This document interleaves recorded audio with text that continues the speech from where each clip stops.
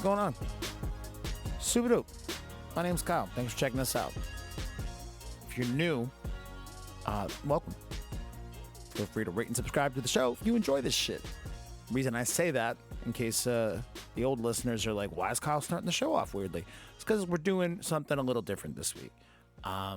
With Godzilla, King of the Monsters coming out this week, and Brandon, our very own Brandon, being somebody who I commonly refer to as Dr. Godzilla or Professor Godzilla or Professor Brandzilla or like Brandzilla. I'm done trying to make that work. So Brandon is very knowledgeable and a humongous lifelong fan, basically, of all things Godzilla. And last year, probably I think in February or March of last year, Brandon and I and our friend Shannon, we sat down and we started to watch the Godzilla films more or less in order. We started with the first film that came out in 1954, did about an hour-long conversation on it that you're going to hear in a minute. Brandon is very knowledgeable on the subject. I am not. I have become a little bit more knowledgeable on it since these podcast recordings because this movie really, really kicked off my interest or like reignited my interest in Godzilla. When I was a kid, the one Godzilla film I really have a vivid memory of watching, or two actually, is the Mothra movie and the King Kong versus Godzilla, the Japanese version. Those are the two like points of reference I had for Godzilla. Really, Brandon's watched all of these movies throughout his entire life. When a Godzilla movie comes out, it's an event for him. So me, him, and his wife are going to the movie on Thursday night, King of the Monsters. I thought, in celebration leading up to it, why not release these podcast episodes? I have no other purpose really for them. I know that we're like Super Dope Anime Hour or Dragon Ball Super Dope or whatever you want to call us, but I feel like Godzilla is kind of anime adjacent, and Brandon definitely breaks it down in a very insightful way. Bear in mind, first Godzilla movie, close to 2 hours. We definitely drank a bunch, and I cleaned up this audio a little bit, but basically just resigned myself to the fact that I'm an idiot, and I say a lot of stupid shit throughout while I'm trying to keep up with Brandon's actual intellect on the subject. I definitely say some stupid shit throughout, so be able to look out for those. What else? I think that's pretty much it. So you're now going to hear the Pajira intro. So we've talked about, that was going to be the name of the show for this, by the way. Like me and Brandon and Shannon, we're going to do this once a month. We recorded, I think, 4. Godzilla Raids Again, that audio is fucked. So that one's gone. But I think you're going to get a second episode of these this week. Probably going to be Mothra. And then I believe we did King Kong versus Godzilla as well, which maybe that'll be next week, in addition to me and Brandon doing a podcast on the new movie King of the Monsters. Anyway, we've talked about this show on episodes of Super Dope in the past a ton, and we never had an opportunity to release them. So maybe me and Brandon will get back to doing these at a certain point. Maybe this kicks it off, but maybe they just become part of the anime Super Dope feed. Who knows? Super Dope anime feed? Fuck, what the fuck's this thing called again? Super Dope Anime Hour? Jesus Christ, I can't even... Can Dragon Ball just fucking come back already so I can definitively be Dragon Ball Super Dope? Like, oof. I mean, it's my own fault for not committing, right? Yeah, whatever. I hope you guys enjoy it. Enjoy this ridiculous Pojira intro song that, in my opinion, so ridiculous. All right, Super Dope.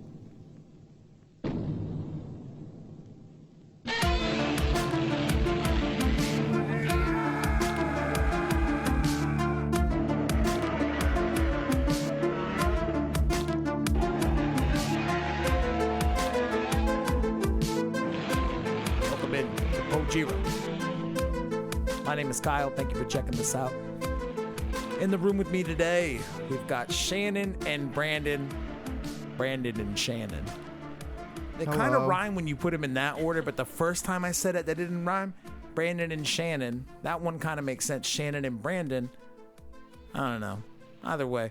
Because there's less of a harsh D in the second half. It rolls off the tongue. Man. English. What a great language. Japanese. Japanese, on the other hand, we did just watch the first Godzilla movie from 1954 in Japanese. The reason we wanted to do this podcast primarily is because if you have checked out any of our other podcast series, me and Brandon, we talk about Dragon Ball a fair amount, but Homeboy brings up Godzilla on a very regular basis. My point is, love. Yeah, it's exactly. It was like your first real fandom, the first thing that you really got into, and that happened as what, like a 5 or 6 year old kid, right? 4. Jesus, that stuff kind of sticks with you. Kingu Kongu Tai Gojira was my first one. And is that King Kong versus Godzilla? Mm-hmm. Word. So you wanted to... I thought it'd be a good idea if we did this, mainly because you've got so much effing knowledge on the Godzilla movies that sometimes you let it leak out into Super Dope, and it's completely lost on me because... At that point, it becomes Super Nope. Yeah, Super Nope indeed. So you figure what, like 64 years? Is that the right math there? It'll be 64 years November 3rd. This franchise is going to be 64 years old. And it is considered in the Guinness World Records the longest running franchise in movie history. So it's interesting. It crushes James Bond. Yeah. You know? Fuck James Bond. Yeah. Guy's a dope. So you would let those little pieces of it come out during Super Dope, and go listen to Dragon Ball Super Dope, but you'd let those things kind of come out, and I have no real point of reference for it. So we got to talking about how it would be cool if and there's 30 movies in the franchise. I believe over now. Over like 30 movies now. 31 maybe. So the plan is we're just going to watch these, maybe, I don't know what the pace is going to look like, maybe once a month. We're going to sit down and watch these Godzilla movies in proper succession. Yep. So what's the next one we have to watch? We would consider in American markets Godzilla Raids Again. The literal title would be Godzilla's Counterattack. And that would be made 5 months after the first Godzilla movie. So that's the next one we're going to watch. Yeah, so, it comes out April of 55. Cool. So we're going to go through and just sort of, me and Shannon, I've seen a few Godzilla movies over my life, but Shannon, have you ever watched a Godzilla movie or... No, I've never seen them at all. So this is like a genuine first react. Like, it's awesome. I kind of had my impressions just growing up in the geek world and having seen a handful tops, but you've literally got 0 point of reference for Godzilla. That's true. You just must know that he's some big ass green lizard. Pretty much, yeah. Technically, he's not even green. He's not green? Until 2000, he's considered charcoal gray. Huh. Charcoal gray. I guess it's kind of tough to discern in a black and white movie in 54, so. Well, even in the color movies, he's charcoal gray. Why are you talking shit? Just kidding. I'm not going to... Listen, I'm basically here to try to walk us through the movie that we just watched, and I want you to be able to expound with the interesting pieces of Godzilla that you've picked up over your, 25 plus years of fandom. Not to mention that fucking novel that you brought with you. Like... You could knock somebody out with how thick that book is. It's not even the one I wanted to bring. Which book is that? This is Master of the Monsters, the biography of Eiji Tsuburaya, who is pretty much the creator of what we see as Suitmation. Suitmation is a after effect that Tsuburaya's first idea to create Godzilla was through stop motion, much like his inspiration King Kong in 1933. Through calculations based on budget, through what type of staff they had at Toho Studios, it was estimated that it would take about 7 years to film Godzilla. 7 years? I mean, how much of that is involved in the actual suit build? I mean, they end up building No, but this is with the idea of stop motion. Wow. Yeah, 7 years? No. Through the basis of their poverty, their only budget amounts, through the basis of the time they had. They started filming, I believe, in August of 54, and eventually it's released November 3rd. so you can see how little time. Think Wow. Less of when than 3 months. So Yeah. they started filming the first Gojira movie, the one that we just watched, Yeah. in August of '54, and it was released in the beginning of November. Yeah, I believe visual effects filming was 72 days, and the main film was something like 60 days. Wow. So through that poverty and through that ill experience, the next idea was to utilize suitmation, which literally was put a actor into a suit based on, you know, the ideas that they created of what the monster would look like, and have him destroy a set of miniatures. This had not really been done before. If you think of all of the American monster movies that involve a large monster, we'll say, they're all going to be stop motion animatronics, you know, and very kind of robotic in a way, you know, one frame at a time. But this book that you have at the ready here, Yeah. you're like ready to pelt us with all of the knowledge.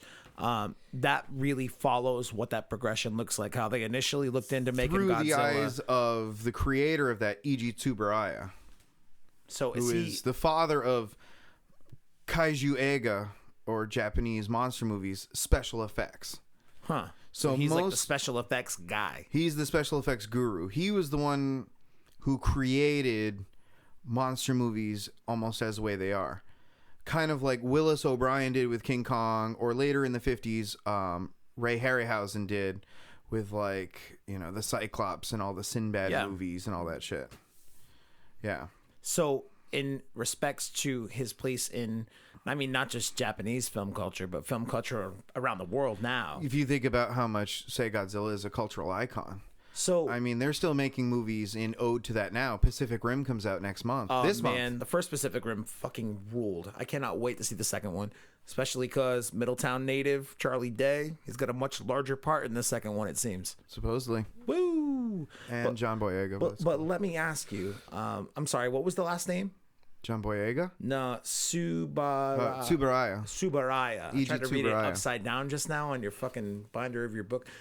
So Subaraya before 54, is he like this special effects icon? Is he this legend, or is Godzilla the thing that launched him into that? He's kind of gained his accolades making a lot of movies about World War II from the Japanese perspective as it's being made for Toho. Which perfect effing Yeah. background, And- given all the social and political commentary throughout this film. Exactly. And actually a weird transition for that. The producer of Godzilla, Tomoyuki Tanaka, was supposed to be making another World War II era film in Indonesia about post-war Indonesia after Japan leaves. Through protests and kind of anti-Japanese sentiment, that movie actually falls through. Godzilla is created almost over an airplane ride by Tanaka, at least the initial inspiration. So Tanaka has this movie fall out from under them, and they're like, all right, what am I What going are we to gonna do now? next? So I still want to make this social commentary on this whole post-war Japan kind of world. How do I do it? That kind of develops as the plane ride goes by. Huh. Yeah.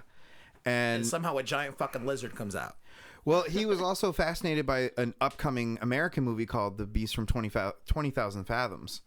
So the original concept of Godzilla I don't think was, I've ever heard that before, yeah. or heard of that. The original Godzilla, you know, his very first, almost you could say, incunable idea from the cradle is, I think it's like called something like Giant Monster from 20,000 Leagues Under the Sea. Eventually it's renamed Project G when he gets the green light for it, and he works with Shigeru Koyama to develop the story. I love how you just know all of their names off the top. Like, I don't know how much prior research you did leading up to this. Like, we just got this thing together last week after an idea that we had 6 months ago. So this is pretty impressive from just dropping names off the top, Brandon. It's just It's just who you are, man. just stuff I know. It's just stuff that you know. Obsession. Obsession, that's one way to put it. Way of life, probably preferred way to put it. It changes over the years. I mean, Sometimes it's Godzilla, sometimes it's the monkeys. it always has Sometimes been- you like it's- other shit. It's always been Godzilla. I think it's just a matter of where my interest in the series is. Well, You know? I think what's interesting about Godzilla as a movie series, and I mean, the ones that I've seen have been primarily focused on Godzilla versus. Yeah. Godzilla versus Mothra, Godzilla versus Rodan, Godzilla versus fucking King Kong. You had that abortion in 2000 with fucking Ferris Bueller. That shit was awful. It was in '98. That was a it TriStar. 98? Yeah. Jeebus. So you've got the Bryan Cranston movie, which I understand was pretty well done. How did you like that one, the Bryan Cranston one? I mean, I'm assuming that it probably doesn't hold as, you know, a near close to your heart as some of these other films. But I think for that one in particular, I was slightly let down because the trailers maybe misled me. I think it was gonna about be something else. I thought it was going to be a lot darker than what it was. Well, regardless of how you feel about it, Yeah. the way that I've always kind of looked at the Godzilla series is, I mean, not so much as Godzilla, the character and the progression of the character. I've looked at it as, who the fuck is Godzilla fighting in this movie? Yeah, and they're fun and they're supposed to be a good time. And, you know, classically in America in the 60s, they were very much double billed with, like, sometimes Like some creature oblong double films. feature Like, shit. I don't recall, maybe one of our hopeful listeners can remind me. Hopefully. One Godzilla movie was placed on a double feature with a John Wayne film called McClintock. McClintock? McClintock. Oh. Talk, like TikTok, like a clock. Mick, like an Irishman. Lynn, talk. Was that an Irish slur you just used? Oh, man, I No, don't know about I'm a this. full-blooded Irishman. Yeah, we're out. We're done. This podcast is no mas. So I've never really thought about Godzilla as so much of the progression of a character over the course of 31 movies now. Right? But the other thing that kind of grabbed me in this movie, and I guess I shouldn't get my expectations set too high, is that there's actually a couple of cool characters in this movie. Ogata's kind of cool. Sarazara's pretty cool. He comes up with the piece to beat Godzilla in the end, and he's got that whole moral dilemma about, I know it could save it now, but what's it going to do to the rest of the world long term? Exactly. Like, there are some really cool characters in this movie, but I guess I shouldn't. I mean, Sarazawa, peace. Like, Yeah.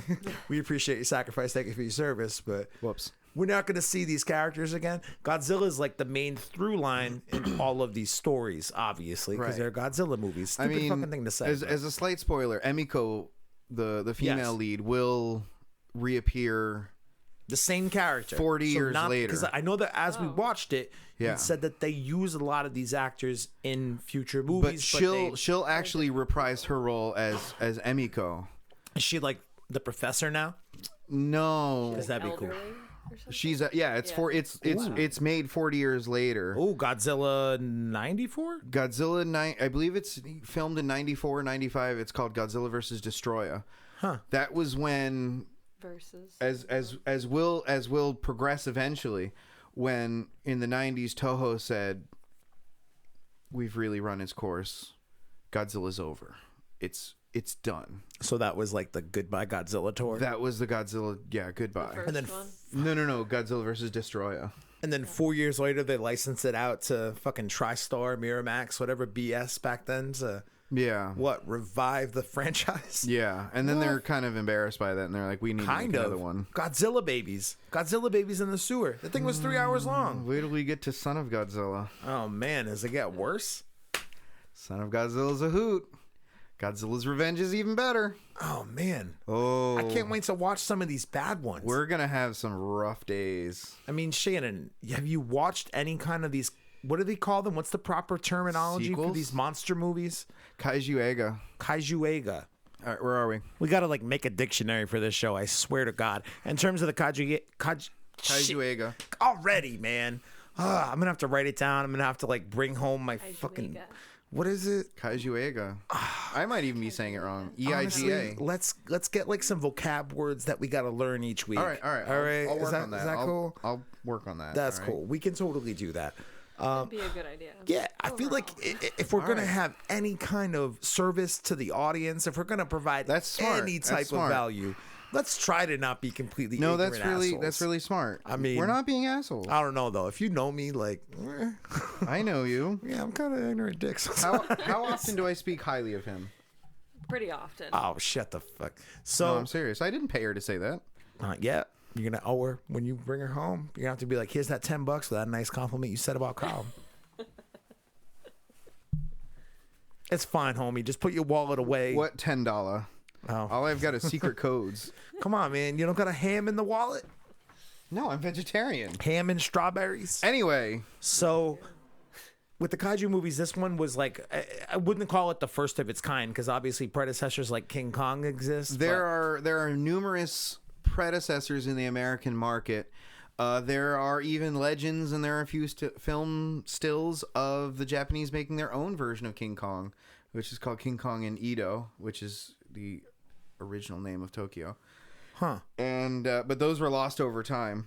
But this was the first earnest attempt by the Japanese that survived to make their own monster movie.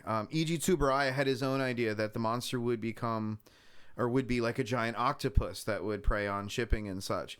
And this was right before the movie It Came From Beneath the Sea came out in America. Huh. So thankfully they didn't do that, but instead, over time, as Tanaka kind of created this idea through his own thoughts and Shigeru Kayama, that Godzilla would be a prehistoric dinosaur, a prehistoric creature that would be awakened and ultimately irradiated by hydrogen bomb testing. Yeah. This in itself is an inspiration from an incident in March where a fishing vessel, and I'll just say the English March of what year? of 54, Of sorry. 54. So March of 54. This is the actual real life inspiration. This for is the a movie real they life shoot incident. 5 months later. This is a real life incident where a Japanese fishing vessel, which in English is called the Lucky Dragon Number 5, Okay.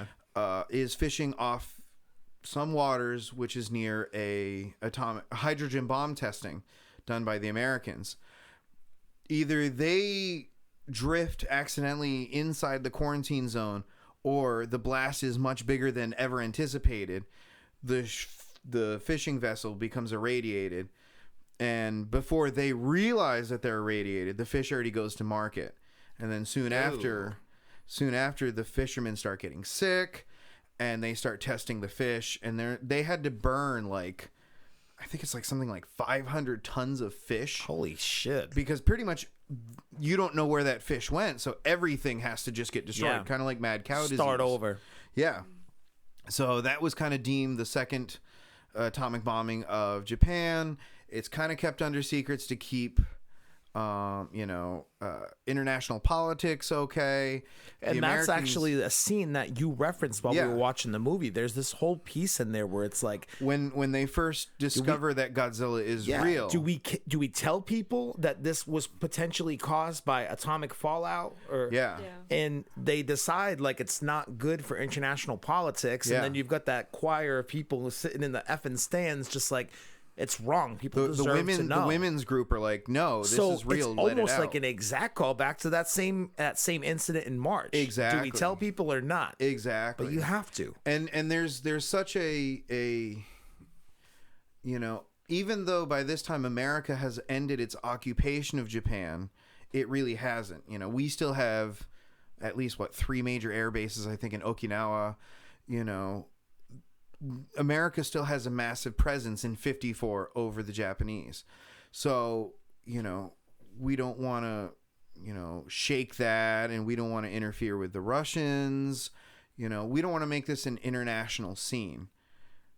Especially in the throes of the Cold War, everything going on between the Russians and the United States at the Exactly. same time. The last thing they want to do is come out and accuse America of causing this giant fucking lizard, or in real life case, 500,000 tons of fish or whatever. And especially consider too, like, for example, the Korean War has just ended, and that was the first kind of America versus Soviet war. The proxy was just Korea. Yeah. What's right next to Korea? Japan. Japan. They are fully aware that if an international incident occurs, they're probably going to be like right in the middle of it. And even with the last days of World War II, the Soviets were going to invade Japan even before we got there. So there was going to be a huge issue probably partitioning Japan in the end anyway. So in addition to being a Godzilla expert, Brandon is actually a historical expert. I mean, I'm not going to call you a historian, but like, damn, do you fucking walk that line? I've studied Operation Downfall. Okay. That's the planned invasion of mainland Japan. Huh. Any reason in particular? Is it Godzilla related? Tell me it's Probably- Godzilla related. Probably because my Harsh. grandfather would have had to gone over. Oh, really? Your grandfather served in WW2? He was in Europe at the time, yeah. But Wow. who were the veteran troops needed for the biggest invasion of mankind? You know? Well, Like, let's put it this way. The invasion of mainland Japan would have made D-Day in Normandy look like... really? Yeah. I mean, Oh, no. Operation Mainland is reference Operation to... Downfall is when we... Excuse me. Operation Downfall when we is... invade Japan itself. Yes. Up until then, we had done what they call like the cartwheel, where we attacked various islands controlled by the Japanese. This was going to be like the equivalent to entering Nazi Germany. This would have been invading Imperial Japan. Before or after they dropped? Was the plan to drop the bomb and then invade, or was this a plan to invade We had the plans before the to bomb was invade dropped? before the bombs, and then the bombs were dropped, and we were still planning to invade unless they surrendered unconditionally. And then they did. The end. Yeah. Thank God. So that's all very interesting to know. Again, just as a reference point to this movie is made less than a fucking decade Yeah. after we dropped bombs on Japan. So the sentiment there is quite gloomy. Obviously, you've got like reference to the shelter piece a couple of times throughout the movie, just by like passing lines through the passing dialogue by the characters. But the other part of it too is like the imminent destruction of Godzilla must be like all of these people who just lived through these bombings. Like it's got to be like some PTSD type level stuff. Oh, certainly. Like, And we just watched our shit get ruined less than 10 years ago, and now it's happening again by a giant mutated lizard that And is I caused mean- by atomic bomb fallout by those goddamn Americans. And the development is, you know, as they subtly kind of keep developing that Godzilla was in effect manifested or mutated by the atomic bombings, the hydrogen bombings. Yeah. Since he They survived go those, close to saying it, but they never say exactly that, I feel. they pretty much do. Yeah. no. But what they're trying to say is, look, he has been affected by the hydrogen bombing, our most powerful weapon on Earth as of right now, and it didn't kill him. What can possibly kill him? So the allegory developed is Godzilla is not, you know, I guess your average monster or freak creature. He's now more of a force of nature. So when you see Godzilla rampaging through the city, you're not watching, you know, your you know, monkey like King Kong or whatever, misunderstood creature. No. You're literally watching the physical form of a tornado, of a hurricane, of an earthquake, a tsunami, which in 2014, 2015 with Shin Gojira, they literally have a parallel to the Fukushima incidents. You know, Godzilla is very much a force of nature that, you know, almost has to be let its course run.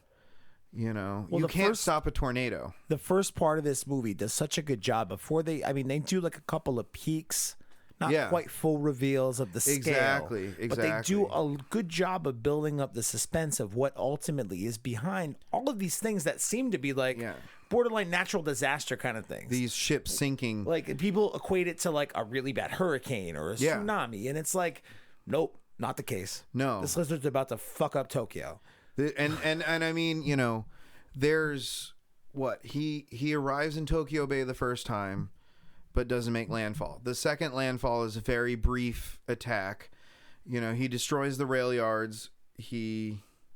What? I got 3 drinks going right now. Whatever. He attacks a bridge and he, you know, leaves. The third assault is by far the worst. That's, you know, the full-blown Category 5 hurricane, the full-on, you That's know. when he eats a fucking train. No, that's the first assault. Oh. Second assault When he is... ate the train, that was my favorite part. What was your favorite part? Witnessing the aftermath.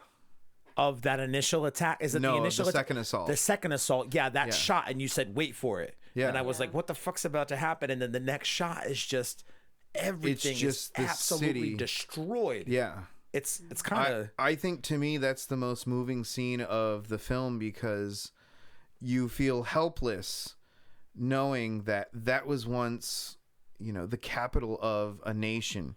That was the epicenter of, you know, hundreds of thousands of people. And it's literally just nothing but, you know, wreckage and ash. And you can again compare that allegory to that's what Tokyo would have looked like in late 44, 45. Exactly. After we firebombed, or what Dresden looked like, or Schweinfurt, Berlin. You know, it's very much that, and I'm not using this word as it is normally used, is a holocaust. You know, Holocaust is a great fire, a great conflagration. That's what Tokyo was after Godzilla's second assault. It was a nuclear holocaust. Yeah. Because even if there was a standing building still, there's no chance that it can be inhabitable because it's so irradiated from his path of destruction. It really just ends up being a commentary on how the fucking nation felt. Yeah. Just less than 10 years previous. And I mean, what really helps set this movie so much apart, and I keep saying this from the American like teen horror monster movies, is you really see the destruction and the violence in the aftermath. You know, they're showing the doctors with their Geiger counters on the children, and the children are just fucking off the charts with radiation. Yeah. They're watching their parents die. They're watching, you know, all of these people around them in this overcrowded hospital, you know, just suffering immensely. In terms of, you know, what those hospital scenes look like. Yeah. Especially with, again, that scene that we referenced with the mother holding her two children closely, three children, just saying, we're going to go see your father. We're going to be with your father again soon. That shit is super dark. Like it's between that commentary piece of it. Is it like, did they use Godzilla and the backdrop of it and the overall social relevancy of it to be able to like move past what had happened to them 10 years previously? Or was it to kind of justify their scorn as a nation? Because I feel like it's somewhere in between, and I'm not really sure which one they want me to align with. So the former than the latter. I believe the apologist movement doesn't come until later. Yeah, fuck apologists. No, well, they were apologizing for what they did in the war. Oh, I have no point of reference for anything the Japanese relevant in this did conversation. infinitely terrible things in See, World War II. I wasn't just kidding when Brandon is a Godzilla nerd, but also a historian. Like, you went to college for history. Like, you know all of these things through and through. I mean, your like point of expertise, as long as I've known you, has always been the Revolutionary War. Mm-hmm. But I mean, that doesn't just limit your knowledge of history to just that whatever 25-year period over the country. My other main focus is Kaiju Ego. Did you minor in that? Dope. God damn it. I couldn't help myself. I'm sorry. Damn it, Kyle. God damn it, Brandon. Anyway, that's a preview for Super Dope. Go check it out. Shannon, as you are very new to this, what were your thoughts and feelings being exposed to this, you know, based on some of the previous things that I taught you or told you about? Like, what was your first Because, yeah, he's been talking of Godzilla to you for a while, right? Did it live up to your expectations, or? No, it definitely did. And I really feel like seeing all the visual representations, it was just like thinking back on the bombings and things like that. I could see the similarities, and I don't know, I could feel. Yeah, you feel like a certain kinship with the country of Japan all of a sudden. Now, what year did Godzilla make its way over to America? The first movie is adapted for American film with Raymond Burr in 1956. So only a couple years later. Yeah, and it was actually, if I understand correctly, although Godzilla was massively popular in Japan at the time, enough to make a sequel 5 months later, there was a lot of negative reviews about it. But then in Japan there was? Yeah. All right. So like you said, the next movie comes out 5 months 5 months later. The first movie wasn't well received, which I think is by critics, ridiculous. But by critics it wasn't received. But in the box office it scored well. Yeah. That and its companion film. How do I say? Not companion film. Let me redress that. The other movie made by Toho at the time is considered one of the greatest movies of all time. Akira Kurosawa's Seven Samurai. Yes. Those two movies came out around the same time and were both huge, like, box office hits. But Kurosawa must have had the critical acclaim. Yeah, but it's not until 1956 when it's released in America that it's popular there, that even it's re-released in Japan as King of the Monsters Godzilla. So it's weird because they show the Japanese film is adapted to American audience, And then in 57, the American version of the Japanese film is readapted to Japanese. They keep the American scenes in and then just re-subtitle it. Really? Yeah. So, And then Godzilla himself won't make a new appearance until 62. so back it up. So 56, they bring it over to America. Yeah, They called recut Godzilla in- King of the They Monsters. cut in actors from America. Yeah, Raymond Burr and a few others. And so actual actors, we're not talking about dubs. No. Okay. So they cut Well, in actual American There'll be American scenes plus dubs.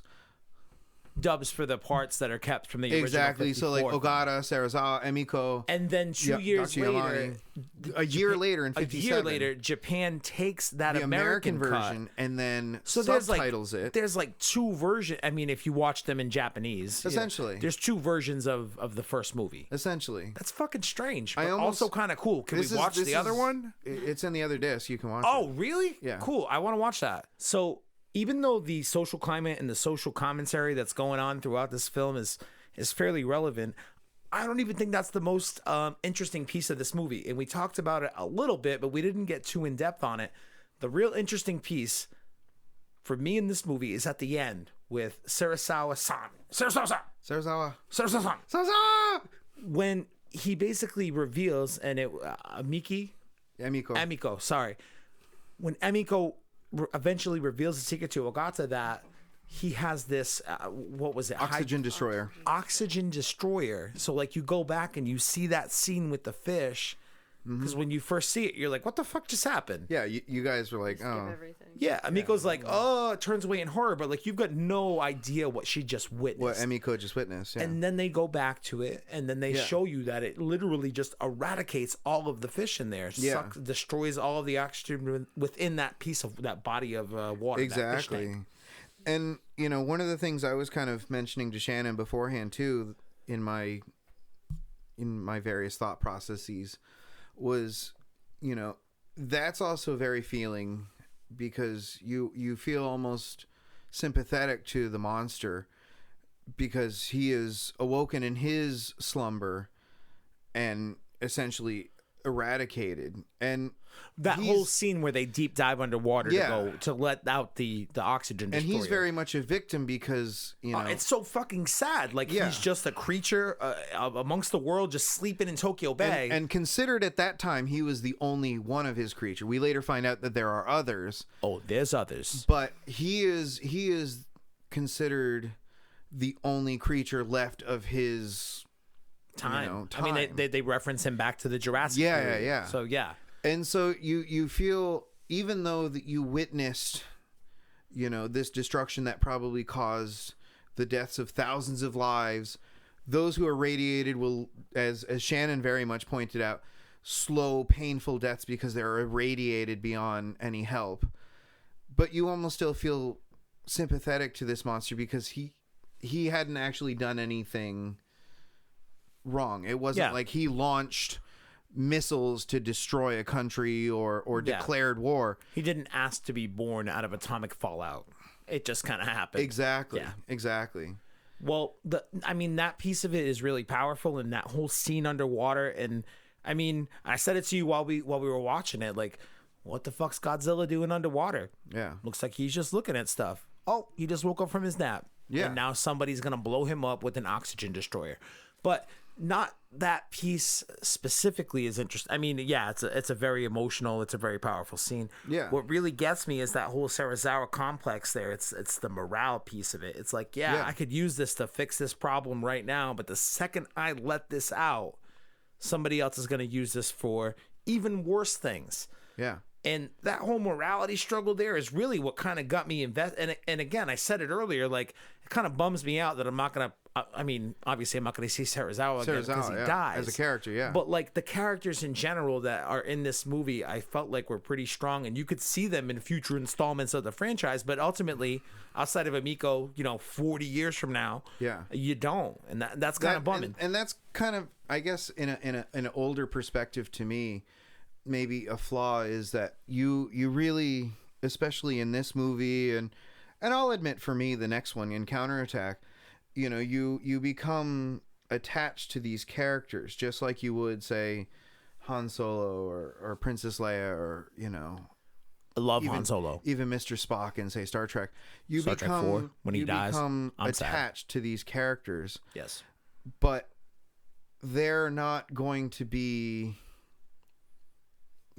continuing in the series, so you almost lose that care and that attachment. Yeah, and I mean, for the first movie within the series, I think Yeah. they do a good job setting up the characters that it's kind of have to incredible. carry the plot through. It's incredible. And I realized, like we said off the top, like I always looked at it as a Godzilla versus, and I'm sure as it does with any Yeah. long-term movie franchise, eventually they're going to veer away from the initial purpose of it. We're gonna watch some weird ass shit. Oh, dude, I can't fucking wait. That's the reason I wanted to do it. When we watch, Like, this one's interesting because it's a legitimately good movie. yeah, Like, and the next attempt at like a political film will be Godzilla versus Hedorah, which will be a anti-pollution protest. which episode is that? Do you know which that's- movie number that is?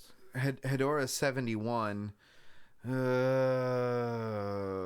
or 11 maybe.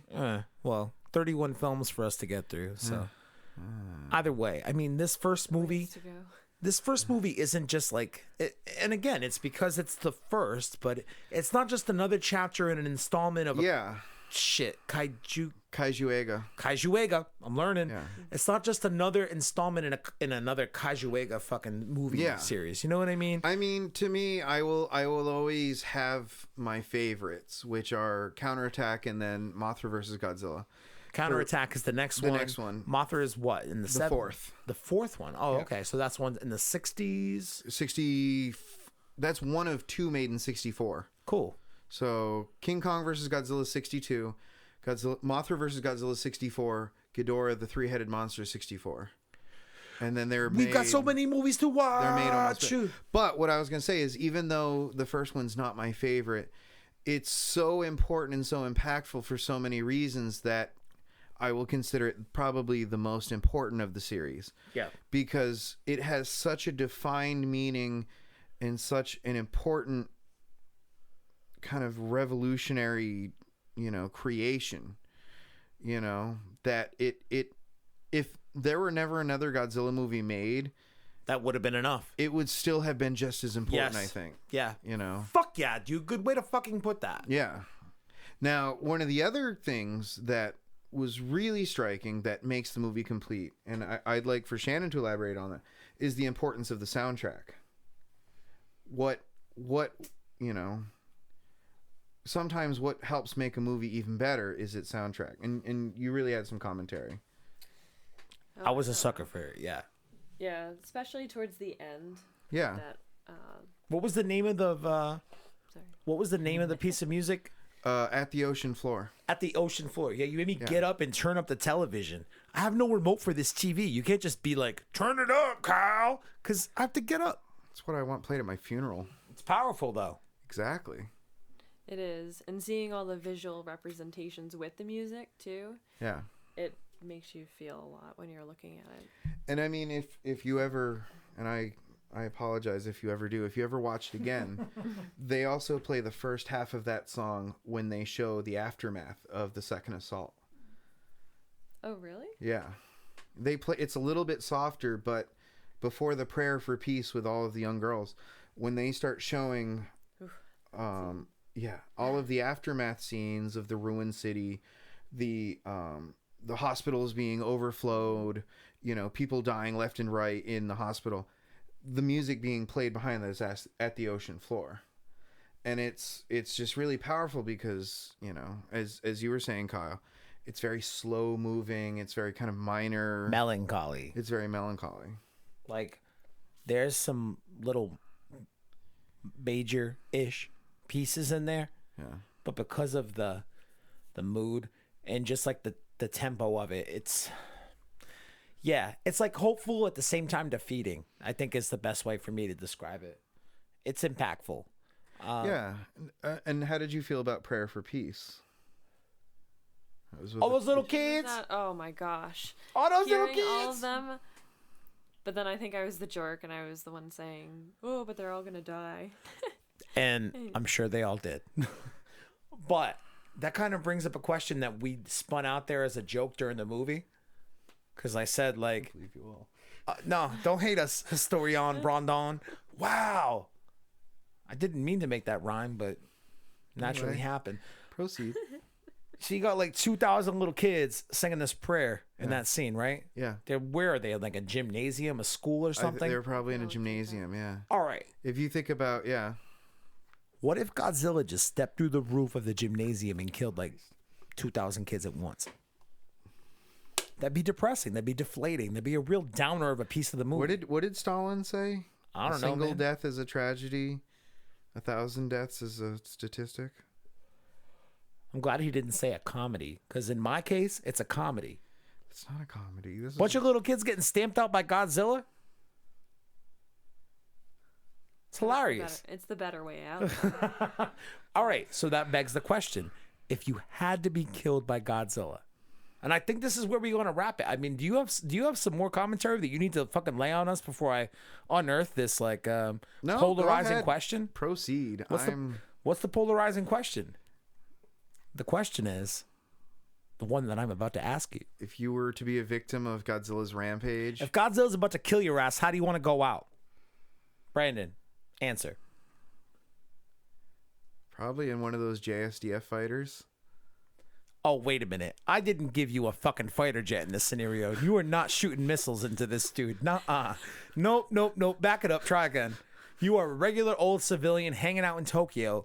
This motherfucker pops out of Tokyo Bay, and he's hangry. I don't know. Probably. coming for you. I mean, He's assuming. coming. I would assume, as we saw in several scenes, if you were directly in the line of his atomic breath, his atomic ray. Atomic breath kind of confused me, by the way, Yeah. because I always thought that it was fire breath until you told me it's an atomic breath it's kind of it's thing. it's Right, like you're an like- melting atomic. everything. Yeah. Well, like it lit up fucking half of Tokyo on fire. Yeah. So I'm like, how does Yeah. atomic breath do that? But It's I the don't know how things nuclear- work it's, I about guess of the stuff. nuclear blast or temperature. Yeah. so it's almost like fire breath, but not actually fire. But at a more nuclear temperature. Yeah. That's scary. Yeah. That's the shit nightmares are made That's out of. probably the easiest way to go. I don't know, Shannon. How are you gonna go? I'd rather just get stomped on. Just quick and easy. There's just nothing. Just There's out. no radiation Just poisoning after. Dead. No, yeah. If you get stamped out by Godzilla, you're dead. It's gonna break your neck. You just Straight up. gone. Okay. Yeah. It's gonna break your neck. You're Yeah. roadkill. Even if you don't die immediately, I which I mean, imagine you would. But see, but again, this is one of the great poignant things of the film. You know, they were not gentle with the destruction and death scenes. As the movie mean, progresses, as you pointed out, to it gets me- worse and worse Yeah. as the movie goes on. To me, one of the most amazing scenes is when the news reporters are filming Godzilla's rampage from the tower, and their flashing lights from the flashbulbs are angering him, so he attacks the tower, and you see them. Not only do you see like this incredible scene of like the tower collapsing from the point of the tower, which Yeah. is like my worst nightmare, is like a scene of falling. Being but you crushed actually by it, see yeah. you see like people falling off the tower as it's crumbling down. And that's like I guess I didn't catch that. I kind of want to. you saw it, Yeah, yeah. no, I did. I didn't realize did. people were falling off those. No, towers you as can he was see them crushing actually See them coming off, and they're probably like little Jesus. toys or whatever. Yeah, but but again, it really strikes at the heart of this was not, going to be like a simple destruction scene. This is like Some intricate. people losing their lives, and like the destruction that he's going in. So You you want to be melted. I You guess don't it's want to be faster. crushed by a tower. You want to be stamped out. I think if I had a pick, I mean, stamp out is the easy route. Don't get me wrong. I'd probably be in favor of that type of scenario, like instant death. You want to survive the first assault, don't you? No, I want to be Okay. picked the fuck up by Godzilla, like by his little hands, and I want to be eaten in half, like a carrot stick or a celery stick. I want to just snap in half. I feel like that'll give me instant death. Depending on the tangents we go, we have at least 2 more movies before that happens. Yo, it happens. Oh my gosh. Did I just write a Godzilla movie in my imaginary head? There's Rodan. He picks up Rodan and just bites him in half. No, Rodan eats humans. Rodan's the turtle, right? No. Wait, which one's the fucking turtle? Gamera. Gamura. Gamura. Hey. Hey. Hey. Which one's Rodan then? Does he Rodan- have like the big thing around his head here? No? Rodan or Radon, as they called him in Japan, but Radon is on the chart. What do they call that? I don't know. Periodic table of elements. Oh, There you go. word. I Shannon failed for the chemistry save. twice. Shannon for the Seriously, save. I tried the second time. Radon is a pteranodon. There's actually two of them. There's Radon. Plural. Dude, Radon's a good movie. I cannot wait. I'm actually kind of excited. This first one was interesting as hell. And I realized that not all of these Godzilla movies and Radon actually shows like what do they call it after you're dead? I don't know. Euphoria? No. Rigor mortis. They show rigor mortis in That's what I Radon. was thinking. Oh, dude, Your what? body, like, just Yeah, they Shit. show like decomposed bodies in Radon. Dope. And that's 56. Yeah. Wow. So only a couple years later they go into those levels. Yeah. I realized that the first Godzilla movie is of very cultural significance. Yeah. All right, not Yeah. just for Japan, but eventually worldwide. Like Yeah.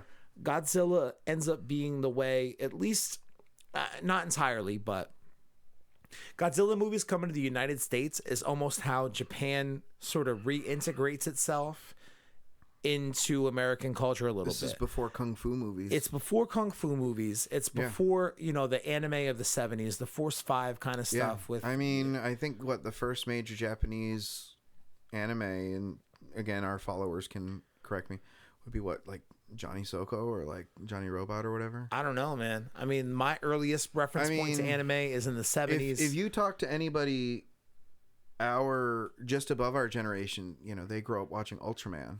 That's him? That's Ultraman. Wait a minute. So the Ultraman's made by Tsuburaya. in Tsuburaya 66. made Ultraman. Uh-huh.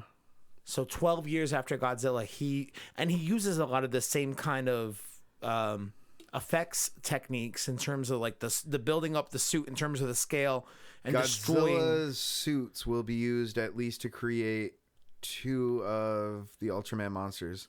Was it Jiras and Gomez? Fucking nerd. They'll be repatriated as new monster suits.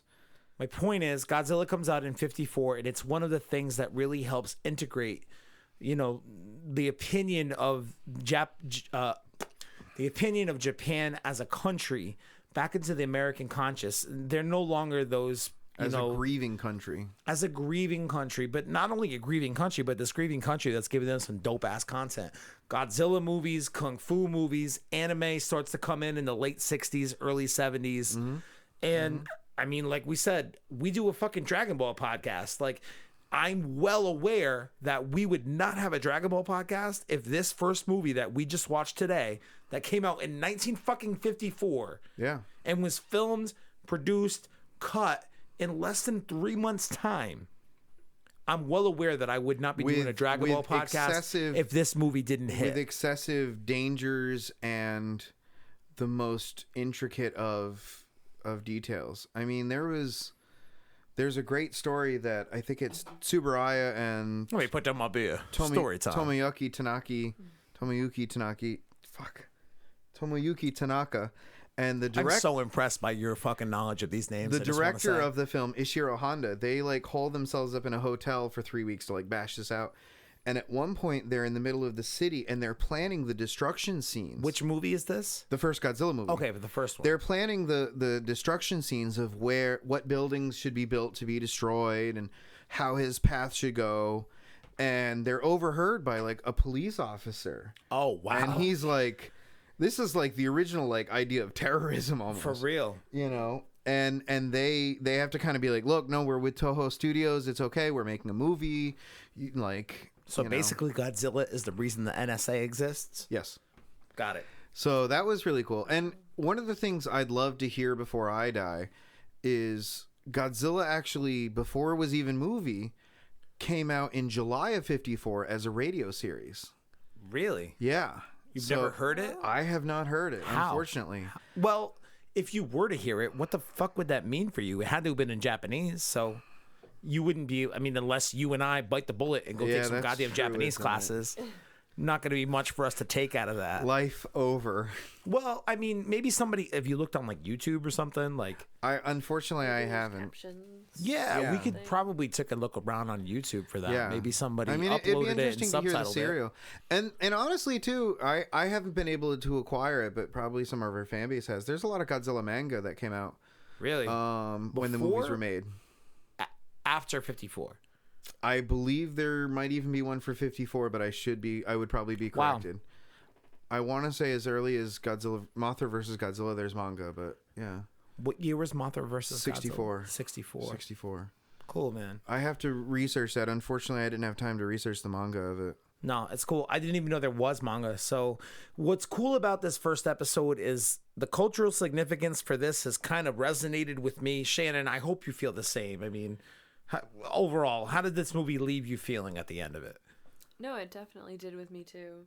I don't know. I think at one point you were talking to me about Godzilla and how some movies, like, you kind of feel sympathy for the monster. Yeah. But I almost kind of felt it with this one too. But I don't know. He was such a destructive force too. And I feel like they didn't really touch too much on it. But there was like a couple different scenes, like with that scientist. I'm horrible with people. Or, no, Dr. Yamane. No. Yamane! Yeah, the No, when she's talking about the Sorry. zoologist. Yeah, The Dr. zoologist, Yamane. yes. Yeah. Yeah. And he was Don't show him light. It's bad. Let her say her piece. Sorry, Shannon. I'm stepping. It's okay. No, but he was like talking about how they're going to just destroy the monster, and he seemed so upset about it, and he seemed to be the only person who. And I know that like overall he just wanted to be able to like use Godzilla for some His own scientific research, whatever. But still, it was That just whole kind of, point kind of gets swept up in the movie, doesn't it? Made me Because sad. like basically it comes to a head at a certain point Yeah. where him and Ogata's like, yeah, no, I'd kill that fucking thing. Yeah. And that's kind of the last time that I that mean- whole morality the morality piece of it kind of shifts from that point to the whole oxygen destroyer point. Like that's where the real morality question comes in. I think, Right. too, really touching upon what Shannon's saying is with Yamane's idea of we need to study this, he's aware that this unbelievable sentient creature survived the greatest weapon on Earth. How can that be harvested to help maybe change, if he can survive radiation, What could we learn from what him can we to learn better- from that? Yeah. And again, that parallel that I had mentioned earlier also, though, that he's also fully aware that perhaps if it survived the greatest weapon on Earth, what possibly can be used to destroy it? The best things they can possibly do is turn the lights out. The missiles did not work. It's that allegorical idea of how to face how to face a force of nature. When you have a tornado coming, they tell you to get in the bathtub or like Get in your basement. get in your basement if you have one. The best thing you can possibly do is Hide. don't anger the creature. Turn Yeah. off the lights. Just let it run its course. But since we can't defeat it, if we're able to find a way to study it and harvest it, this could mean new breakthroughs in human history. And I don't know if they go on to touch on that sort of idea again later on in other installments, but probably not, right? It's kind of swept up very quickly in the overall plot of the film, which kind of sucks, but when we watch Counterattack, the only residual is kind of like the only way to combat these, as there will be more than one creature the next time, is to try and just black out, maybe use some form of diversionary lights or some form of attention elsewhere. And lights draw him away. lure them away. Yeah. They put up, I forgot what the voltage was, if it was like 100,000 volts in this episode, in this movie of electricity. And he just like literally looks, he walks up to it, he looks at it, And he's like, what the fuck? Yeah. And then he bites it. and just plows through it. Yeah. And he's good to go. Yeah. Nothing. And there's great scenes that kind of start falling by the wayside after of the military actually scoring direct hits on it, and it's just not stopping it. He basically pushes them out of the way. And there's a great manga comment comic from a few years ago that just like shows like the military trying to like face it, and it's just a wreck. It's like there's whole like tank squadrons just wiped out, and like at this stage try and help as defense to help evacuate parts of the city rather than offense. You know?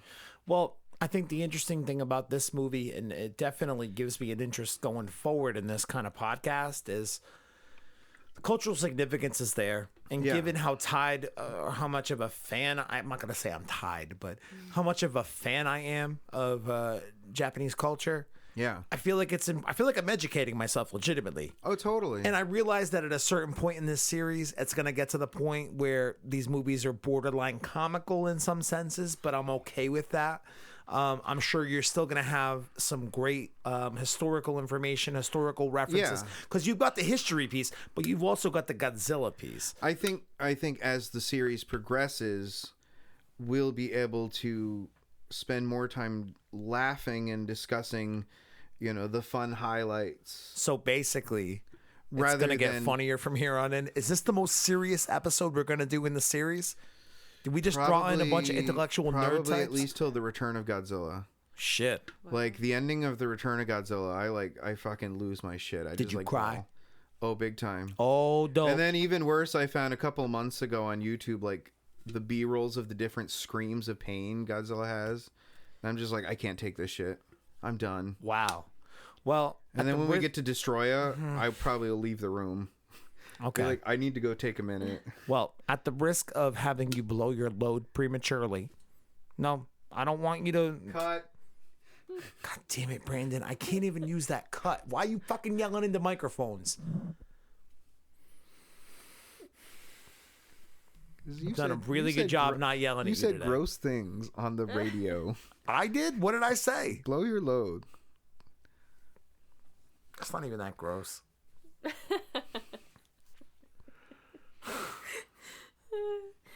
His face. Okay.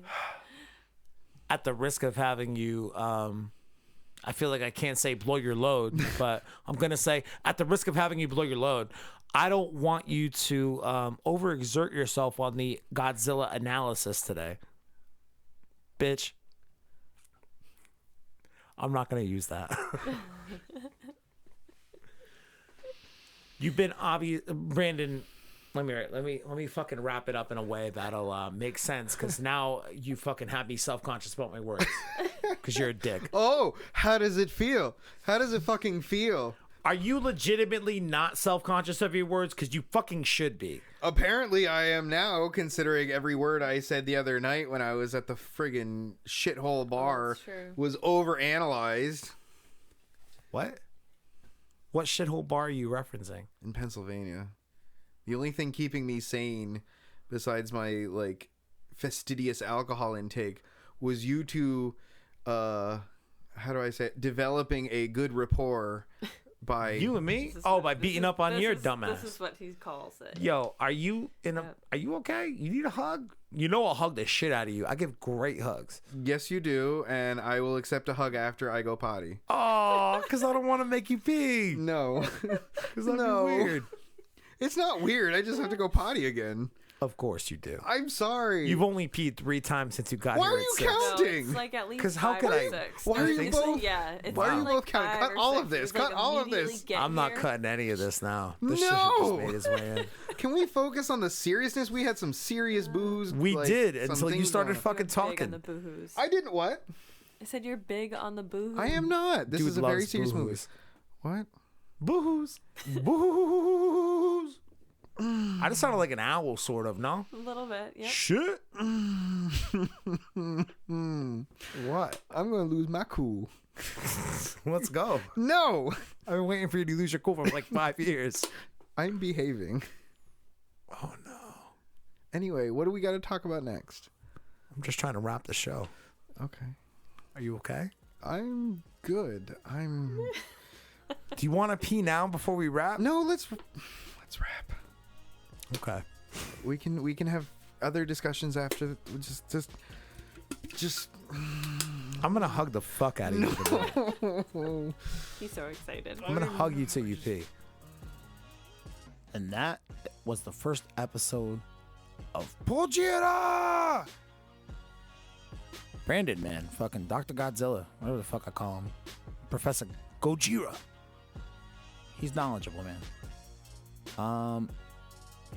Anyway, hope you liked it. You can expect another one of these, maybe on Thursday or Friday, about the Mothra movie. So check that shit out. If you enjoyed it and it is your first time with Super Dope, please rate and subscribe.